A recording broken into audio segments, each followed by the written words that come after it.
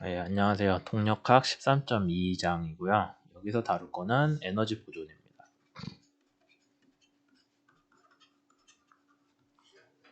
그래서 에너지 보존에서는 이제 초기 상태, 이때의 에너지의 합이 있겠죠. 뭐 위치 에너지 더하기 운동 에너지일 거예요. 우리가 배운 건 그거밖에 없잖아요. 얘는 나중에 뭐 미니셜 뭐라고 써야지? 파이널? 나중에 에너지 합이랑 같다라는 게 핵심 내용입니다. 다만 운동 에너지는 여러분들이 뭐 2분의 1 mv 제곱으로 알지만 포텐셜 에너지는 중력에 대한 걸 수도 있고요. 탄성력인 거에 대한 수도 있죠. 뭐 거기 적절한 식을 세우는 건 여러분들이 문제를 보시고 판단을 하시면 되겠죠.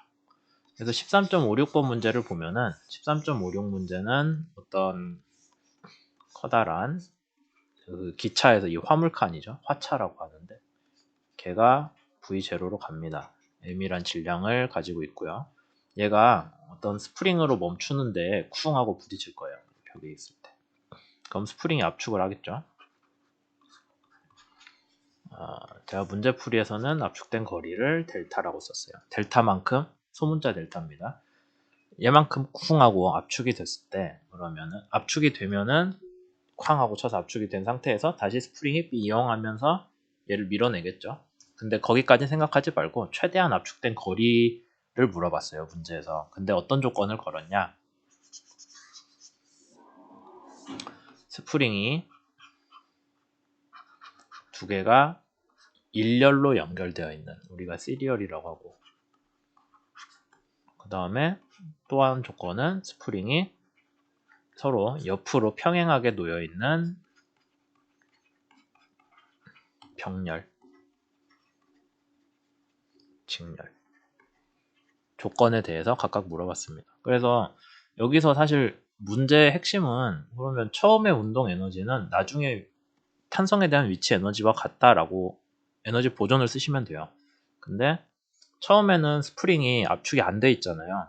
스프링의 변이가 0이고 나중에는 델타만큼 압축이 됐으니까 얘는 2분의 1 K 델타 제곱 빼기 2분의 1 K 0의 제곱인데 이거 없잖아요. 그러니까 2분의 1 K 델타 제곱이라고 하고 우리가 델타를 구하면 됩니다. 다만 스프링 두 개를 직렬로 놨을 때랑 병렬로 놨을 때 스프링 상수가 어떻게 되냐에 대해서 여러분들이 고민을 할 필요가 있죠. 그래서 이 문제를 여러분들 숙제로 낸 이유도 스프링 상수가 어떻게 변하는지에 대해서 직렬이랑 병렬로 연결되어 있을 때 어떻게 변하는지에 대해서 설명을 하거나 여러분들이 생각을 해봤으면 좋겠다라고 해서 문제를 선택을 했어요. 스프링이 하나만 있다고 칩시다. F는 KX 라고 했을 때 K를 뭐 얼마로 놓을까요? 실제 숫자를 넣어서 풀어볼게요. K가 100N per m라고 합시다. 1m 줄이는데 100N이 들어요. 그러면 여기 스프링에다가 누가 200N 힘을 줬다고 할까요? 200N 힘을 줬습니다. 그러면은 얘가 얼마나 줄어들까요? 뭐 200N 줬으면 2m 줄어들겠죠. 그대로 표시할게요. 이렇게. 그 다음에 같은 스프링을 두 개를 연달아 달았어요. 직렬이죠. 그러면은 똑같이 200N을 줬어요.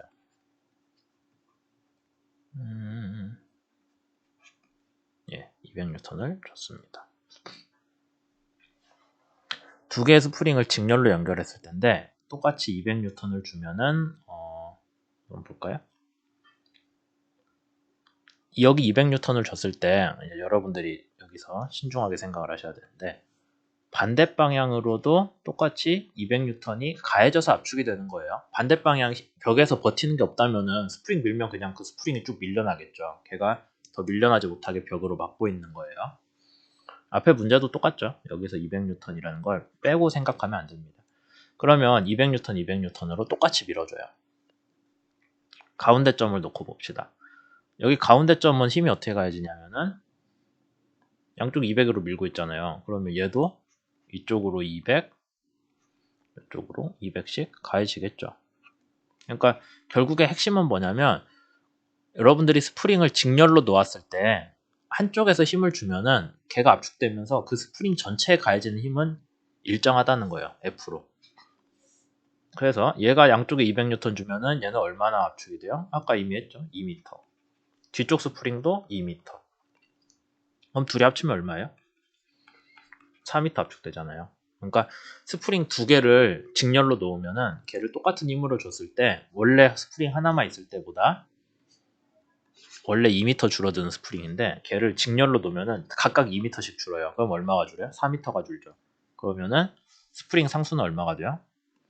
200N을 줬을 때 K 곱하기 4m잖아요. 그럼 K는 50이 나오죠. 원래 100이었잖아요. 그러니까 반절로 줄여요. 똑같은 스프링을 두 개를 직렬로 놓으면은 스프링 상수가 반절로 준다. 그러니까 그만큼 더 쉽게 압축된다 라고 볼 수 있죠. 이걸 풀 때 어디서부터 시작했냐면은 스프링 전체에 걸쳐서 가해지는 힘이 일정하다라는 거예요. 가해지는 힘이 일정하다.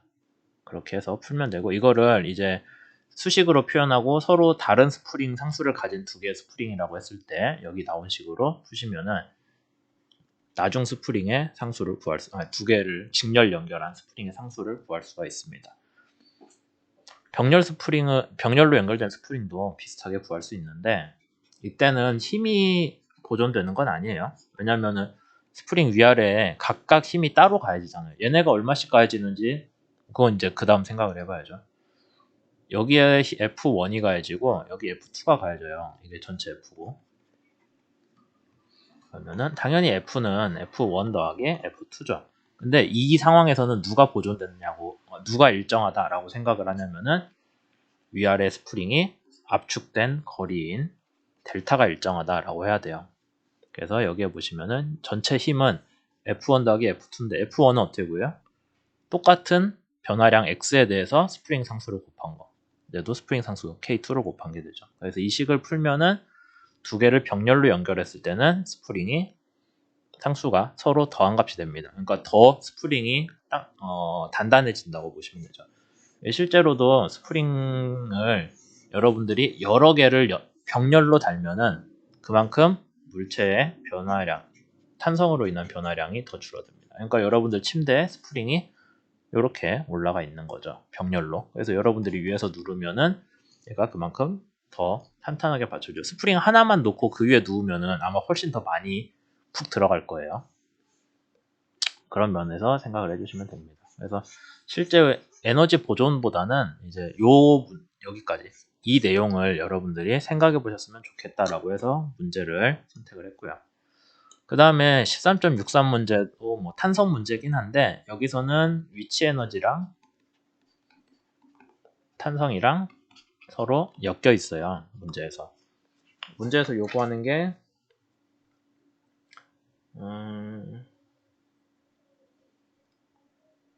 저거 써져 있는데 문제에서는 그 결과식을 그냥 유도를 해내라는 뜻이거든요. 그래서 뭐 문제 자체는 이제 그 유도를 하는 과정만 여러분들이 보이시면 되는데 기본 내용을 여러분들이 이해를 하셔야죠. 어떻게 되어 있냐면은 여기 문제에서 우선 몇 가지 용어 설명을 드리자면 캔틸레버라고 있거든요. 아마 정력학 때 배웠을 수도 있는데 이렇게 벽에서 그냥 툭 튀어나와 있는 우리가 보라고 합니다. 그걸 캔틸레버라고 해요. 그러면 여기에다가 힘을 주면은 캔틸레버는 벽면은 고정되어 있으니까 움직이지 않는데 여긴 아래로 쭉 처지겠죠. 처짐에 대한 문제를 많이 합니다. 네. 그래서 문제에서 뭘 얘기를 하냐면은 어떤 물체가 위에 있다가 중력에 대한 위치 에너지를 가지고 있다가 얘가 아래로 뿌 하고 떨어져요. 떨어져서 캔틸레버를 원래 평행하게 있는 캔틸레버를 만나고 근데 위에서 아래로 떨어지면서 운동 에너지가 있잖아요. 키네틱 에너지가. 그러니까 걔가 0이 될 때까지 더 밀고 가겠죠. 탄성으로 인해서. 탄성이 버티면서 에너지가 이제 얘가 운동 에너지가 0이 될 때까지 내려가요. 그래서 문제에서 뭘 고려해 주셔야 되냐면은 탄성으로 인한 위치 에너지. 사실 여기에서 빠진 게 2분의 1 mv제곱 운동 에너지도 있어야 되는 거죠. 탄성으로, 그러니까 얘가 최대한 쳐졌을 때 그때 탄성으로 인한 위치 에너지 더하기 운동 에너지인데 최대한 쳐졌을 때는 속도가 0일 거 아니에요. 그래서 얘가 0이라서 문제에서 고려를 안 할 뿐이에요. 원래는 운동 에너지 들어가야 되는 거죠. 그래서 어쨌든 여기에서 최대한 휘어졌을 때의 탄성으로 인한 위치 에너지는 뭐랑 같아야 되냐? 이 물체가 처음에 가지고 있던 운동 에너지랑 같아야겠죠. 운동 에너지. 근데 위치 에너지입니다. 이 물체가 처음 가졌던 위치 에너지랑 같아야 되는데 단순히 위치 차이가 이 캔틸레버 보가 평행하게 있을 때의 높이가 아니라 좀 더 밀고 내려갔잖아요. 여기까지. 그러니까 문제에서 어떻게 계산을 해줘야 되냐면은 탄성 에너지 변화량은 여기에서 여기까지인데 위치 에너지 변화량은 처음 위치에서 여기까지 더하기 탄성으로 인한 변화량까지 더해주는 거예요. 그래서 문제를 보시면은 ym이 탄성으로 인한 변화량인데 걔가 탄성에도 들어가고 중력에 의한 위치 에너지에도 들어가야 되는 거죠. 그래서 얘를 쭉 풀어주시면은 뭐 서로 간의 관계식이 나오겠죠. 네, 그래서 걔를 풀어주실 수가 있고요. 그 다음에 문제에서 또 뭘 물어봤죠? 네. 그래서 여기 문제에서는 물어보는 게 뭐냐면은 여기 다 지우고요. 문제에서 물어보는 내용은 그냥 물체를 이 캔틸레버 위에 살짝 놨을 때, 그러니까 여러분이 캔틸레버가 있으면 여기에 물체를 살짝 놓으면은 자체의 무게 때문에 처지는 정도가 있겠죠. 그냥 올려놔도 스프링도 이렇게 무게를 올리면 처질 거잖아요. 거기에 대한 변위를 ST라고 돼 있고 아마 스태틱이라고 했겠죠. 그러니까 움직임 없이 동력 다이나믹스 없이 그냥 물체를 살짝 올려놓으면은 그 무게로 인해 처지는 거리를 YST라고 해서 써져 있고 그 다음에 물체가 그냥 여기 H만큼 올려가지고 H만큼 올려놓은 상태로 탁 놓으면은 얘는 초기에 위치 에너지를 더 갖고 있잖아요. 그 위치 에너지로 인해서까지 캔틸레버가 쉬는 정도를 YM이라고 한 거예요. YM이 좀 더 크겠죠. 위에서 가지고 있는 위치 에너지까지 더해줘서 쾅하고 누르니까 얘를 YM이라고 해서 두 개를 비교를 하는 식을 세우는 게 문제에서 물어본 내용이었습니다. 그러면은 뭐 여기 식이 되어 있는데 이건 아까 얘기했죠. 탄성이랑 중력으로 인한 위치 에너지랑 탄성으로 인한 위치 에너지인데 중력으로 인한 위치 에너지가 원래 mg 곱하기 h잖아요. 근데 이제 추가로 캔틸레버가 쉰 정도를 더해준 거고 그럼 mg는 어떻게 구하냐? m이랑 지 얘기가 하나도 없을 텐데 예. mg가 그냥 w로 나오죠. 문제에서 무게라는 뜻이에요. 무게가 나오는데 그 무게로 인해서 쉰 정도가 여기 이미 정해져 있죠. 스태틱 상태에서 무게만큼으로 인해서 캔틸레버가 쉰 정도가 KYST니까 걔를 거기에 넣은 거예요. 그냥 그렇게 해서 쭉 더 풀어주시면은 문제에서 물어보는 식이 나옵니다. 그 다음에 13.95는 조금 복잡한 문제인데 우선 에너지 보존은 당연히 쓰이고 있고요. 에너지 보존이 위와 아래 물체에 대해서 위에 MA에 대해서 위치 에너지, 운동 에너지를 여러분들이 식을 세우셔야 되고 아래에 대한 애도 MP죠. 아래쪽에 있는 거. 얘도 위치 에너지, 운동 에너지도 고려는 해줘야 돼요. 네. 이따가 다시 설명을 하겠지만. 근데 한 가지 좀 특이한 이게 물체가 보면은 지금 어떤 식으로 생겼냐면 이렇게 T자 모양으로 생겨서 회전을 하고 있거든요. 그러니까 MB는 회전하는 속도랑은 상관이 없어요. 왜냐면 회전축에 매달려 있기 때문에 회전축 자체의 회전은 우리가 아직 뭐 배운 적이 없잖아요. 그래서 MB는 어떤 그 운동의 탄젠셜 속도는 없습니다. 탄젠셜이라고 해야 되나? 탄젠셜이겠죠. 네. 근데 AA 물체는 뱅글뱅글 돌고 있는 상태에서 밖으로 밀려날 수도 있고 아니면 회전 방향 속도를 가질 수도 있잖아요. 그래서 얘는 문제에서 노멀이라고 했나 제가? 노멀이라고 해도 되고 뭐 레디얼이라고 해도 되는데 딱히 구분하지 않았네요 여기서. 그러면은 뭐 그냥 노멀이랑 탄젠셜이라고 합시다. 노멀이랑 탄젠셜 성분을 둘 다 고려를 해줘야 되고요.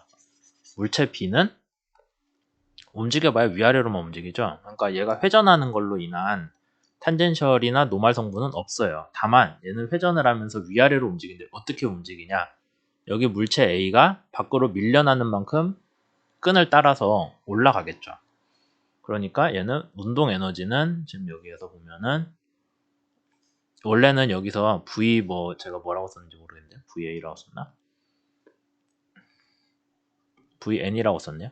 왜 VN이냐면은 여기 그러니까 얘가 위로 올라가는 게 여기 물체가 밖으로 밀려나는 속도랑 같다라고 해가지고 여기에서 VN이라고 써줬죠. 노멀 방향입니다. 왜냐하면 탄젠셜 방향은 물체 이 회전하는 방향으로 가는 거기 때문에 노멀 성분, 그러니까 얘랑 속도가 같다. 그 다음에 위치 에너지는 노멀 방향 성분이 있으면은 뭐 그로 인한 운동도 있을 거고 아니면은 MA의 위치 에너지는 어떻게 될까요? 우선 MA는 딱히 위아래 위치는 안 변하잖아요. 중력에 대한 위치 에너지 변화량은 없어요. 근데 얘는 중력에 대한 위치 에너지 변화량이 있죠. 근데 그 높이 변화는 델타 H라고 되어 있는데 그 H는 또 뭐랑 같아요? 끈에 매달려 가니까 이 물체 A가 밖으로 밀려난 거리 델타 R이랑 같은 거예요.